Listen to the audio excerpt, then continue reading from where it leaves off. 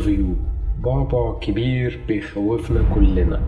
طبعا سواء كنت تكنيكال او شغال في مجال البرمجة او حتى انت مع نفسك في مجال تاني، مجال تسويق، اي مجال تتخيله في الدنيا، طبعا بتمر علينا حكاية الانترفيو. عايزين بقى نعرف ايه الاسئلة اللي بتتسألك في الانترفيو. الانترفيو نفسه بيمشي ازاي؟ هل بيكون مرحلة واحدة ولا اكتر من مرحلة؟ هل بيكون انترفيو واحد ولا اكتر من انترفيو؟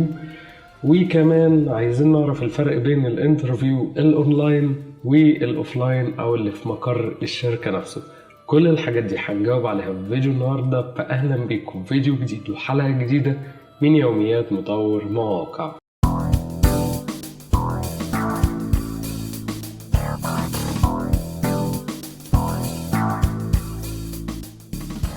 في البداية كده أنا أحمد مجدي، ودي قناة يوميات مطور مواقع، القناة اللي بنتكلم فيها عن كل ما يخص مجال البرمجة، أي حاجة تتخيلها في الدنيا. فعايزين نشوف بقى موضوع النهاردة وهو الانترفيو بشكل عام. طبعا الانترفيو في أي مكان حاليا بقى يتقسم على 2 وفي بعض الأماكن على 3. طيب ليه كل الانترفيوهات دي؟ يعني النظام الجديد كده، وفي نفس الوقت في فرق بين كل انترفيو والتاني.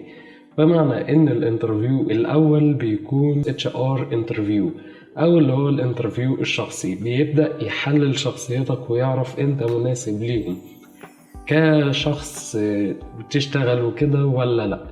الانترفيو التاني بيكون هو الانترفيو التكنيكال، اللي بيبدأ يقيس مهاراتك اللي انت كاتبها في السي في بتاعك، ويقيس قدراتك البرمجية او قدراتك في المجال اللي انت شغال فيه بشكل عام. والانترفيو التالت بيكون عبارة عن تاسك معين، بتبدأ تنفذ التاسك سواء في مقر الشركة او اونلاين على حسب الحاجات اللي احنا لسه هنقولها عن الاونلاين. وخلاص بعد كده بيجي لك الاوفر، accepted rejected، ممكن ما يقولكش rejected خالص، يكون على حسب سياسة الشركة اللي انت مقدم فيها دي. الفرق بقى بين الانترفيو الاونلاين والاوفلاين او اللي في مقر الشركة، كل واحد بيكون له استعدادات خاصة بالنسبة لك.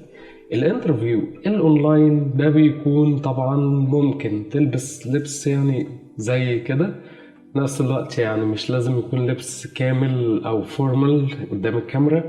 لو مش عايز تشغل الكاميرا مش مهم، بس يفضل تشغلها عشان الشخص اللي قدامك يشوف انت ايه، يبدأ يحلل البادي لانجوج بتاعتك، الحاجات دي كلها. لكن لو مش هتعرف او عندك ظروف تمنعك، او بالنسبة لك عندك ظروف تمنعك، عادي مفيش مشكلة، غير لو هو طلب منك. ولو طلب منك تقدر تقوله بكل سهولة الكاميرا مش شغالة، فيها مشكلة، في عندي مشكلة بس ما تقولي لو انت مقدم على وظيفة اونلاين يعني الشغل كله هيبقى work from home، بلاش تعمل حاجة زي دي. لو طلبها منك حاول على قد ما تقدر انت تكون مستعد لخطوة زي دي، تكون لابس لبس كويس برضو، تصور في مكان كويس، الكلام ده كله. اما بقى الانترفيو الاوفلاين او اللي هو بيكون في مقر الشركة نفسه، لا ده بيكون حاجة تانية خالص. طبعا لبسك مش لازم يكون فورمال، لكن يفضل يكون سيمي فورمال. طبعا تكون مظبط شكلك، حالق، الكلام ده كله. ما تروحش يعني شكلك قرفان من العيشة واللي فيها واللي عايشينها، لا حاول يكون شكلك كويس مقبول. القبول طبعا الشكل اللي احنا ملناش دعوة، دي حاجة خلقة ربنا يعني، لكن احنا بنتكلم على المظهر العام بتاعك. طيب هتستعد للانترفيو سواء ده او ده ازاي؟ طبعا الاسئله مش هتفرق كتير بين ده وده، الاسئله هنشوفها بعد شويه. وطبعا لو فاض وقت هنتكلم عن التكنيكال انترفيو بالنسبه لمجال البرمجه، لكن لو مفيش وقت مناسب خلاص هنخليه الفيديو اللي جاي ان شاء الله. والنهارده هيكون الانترفيو العام اللي هو لكل الناس، ازاي تعدي من الاتش ار انترفيو او الانترفيو الاول ليك في الشركة. حاليا الانترفيوهات شكلها اتغير خالص عن من سنتين مثلا، وقت ما كنت لسه بقدم في البدايات. في الأول كانت شركات كتير مش بترد عليك. طبعا تقدمت في 30-40 وظيفة زي ما احنا قلنا في الفيديوهات اللي قبل كده، وكان زمان محدش بيرد عليك خالص. لكن الجديد ان بقى فيه not selected بتظهر لك كده حبة حلوين. النوت سيلكتد معناها طبعا ان هو انت مش مناسب بالنسبة له، ودي مش حاجة تضايقك خالص. هو شايف شكل معين او شخص معين هو عايز الشكل ده او الحد اللي عنده المهارات دي، وهو حر في حاجة زي كده عادي خالص. او ممكن يكون بيجمع سيفيات وخلاص، اي حاجة. اللي يضايقك طبعا لو انت عديت الاول انترفيو تاني انترفيو بس جيت في حتة التستنج مثلا او بعد مراحل متقدمة قوي وما اتقبلتش، يعني ده اللي تبدأ تشك ان في حاجة في قدراتك، او بدأت ما تقدرش تعدي انترفيو معين. لكن في حالة ان انت اصلا نوت سيلكتد من البداية، دي حاجة متحبطكش، دي بالعكس حاجة كويسة ان هم بدأوا يقولوا رد مباشر بدل ما تقعد تتعشم في مكان معين وما تلاقيش الرد في الاخر. طيب عايزين جالك طبعا الشخص كلمك الاتش ار، قال لك عندك انترفيو كذا اونلاين او اوفلاين. في حالة الاونلاين طبعا هتستعد تتشيك على النت، تتشيك على الزوم او على البرنامج اللي هتستخدموه عشان ما يحصلش اي غلطة. طبعا تكون حاضر فتحت الميتنج قبليها ب10 دقايق مثلا او 5 دقايق، تشيك على المايك، تشيك على كل الحاجات دي شغالة ولا لا. طيب بعد كده هتتشيك على او هتبدأ تدخل الانترفيو. لو طبعا الانترفيو في مقر الشركة ساعتها بتروح قبل ميعادك ب10 دقايق او 5 دقايق برضو، عشان ده اول انطباع ان انت كويس ولا لا، ملتزم ولا لا. طيب بعد كده الانترفيو هيبدأ يسألك أول سؤال خالص المعروف عند كل الناس introduce yourself أو عرفني بنفسك. على أساسها أنت هتحدد إن الانترفيو هيبقى بالإنجليش ولا بالعربي. فلو قالك introduce yourself أو ممكن يقولها لك حتى introduce yourself in English، لو أنت أبيض إنجليزي ومش فاهم حاجة هتقدر أو ممكن تقوله can I answer in Arabic، أو يعني في عندك مشكلة إن أنا أجاوب بالعربي. ممكن يقولك اكيد عادي او كده، وممكن يقولك لا وخلاص وان هي الانترفيو يبقى انتهى قبل ما يبدأ. لكن لو قالك ما فيش مشكلة، دي اول بوينت هتسقط من البوينتس اللي هو مسجلها للشخص ده، او يعني اول حاجة هبدأ له. طيب عرفت تجاوب بالعربي او بالانجليزي، هتقول له ايه في حالة عرفني بنفسك؟ هتقول له انا مين، انا كذا كذا، خريج مثلا كذا كذا، جامعة كذا مثلا، قسم كذا، بعد كده اشتغلت في 1 2 3. تقول بقى خبراتك السابقة سريعا، او ممكن تقول له اخر مكان بس، او طبعا لو انت فريش جرادويتد تقول له اني معايا مهارات كذا وكذا وكذا. لو انت عندك خبرة زي ما احنا قلنا في الاول، هتقول اشتغلت في كذا وكذا وكذا وعندي مهارات كذا وكذا. طيب بعد كده هيقولك تمام. طيب يدخل على السؤال اللي بعده، ممكن يكون السؤال اللي بعده بخصوص حاجة في الشركات اللي انت قلت خبراتك فيها او المهارات. هنشوف كده ترتيب اسئلة هيكون زي ايه. مثلا ممكن يسألك طيب سبت اخر شركة او اخر مكان انت اشتغلت فيه ليه؟ هو سؤال صعباني شوية لكن هجاوب حضرتك برضو. السؤال ده طبعا بيدرس منه حاجات كتير جدا.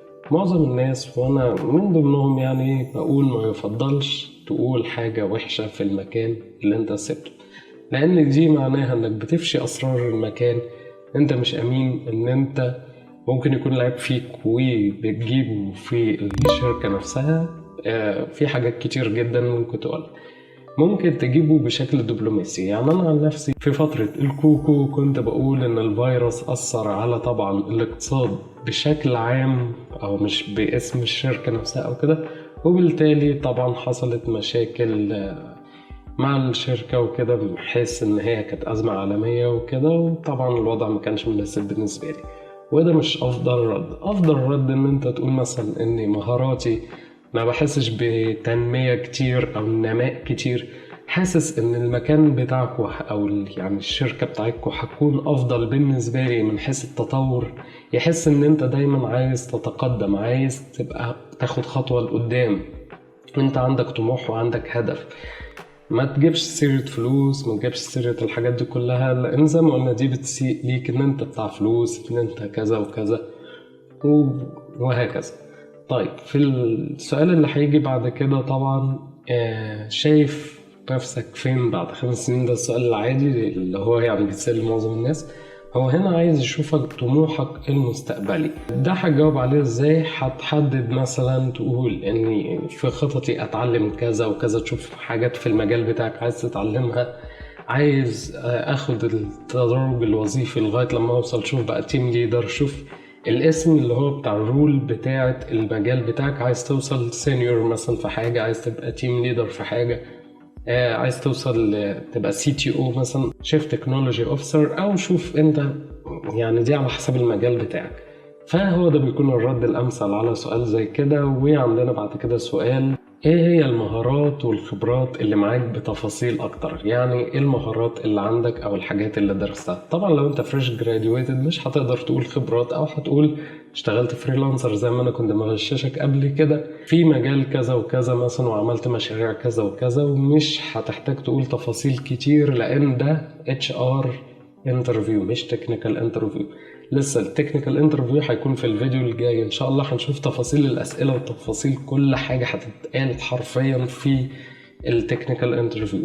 فهنا مش لازم تقول حاجه معينه، تقول بس مشروع كذا وكذا، فخور بمشروع كذا. هيسألك مثلا هل في حاجة معينة في حياتك أو في مشروع معين كنت فخور إنك عملتها؟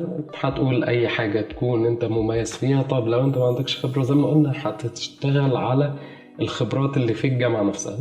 تطوعت في أسرة معينة من الأسر، عملت مثلا مشروع معين في مادة معينة، والمشروع ده كان خدت فيه درجة كويسة، والدكتور مثلا قال لك كلمة كويسة أو حاجة كويسة بخصوصه، وهكذا.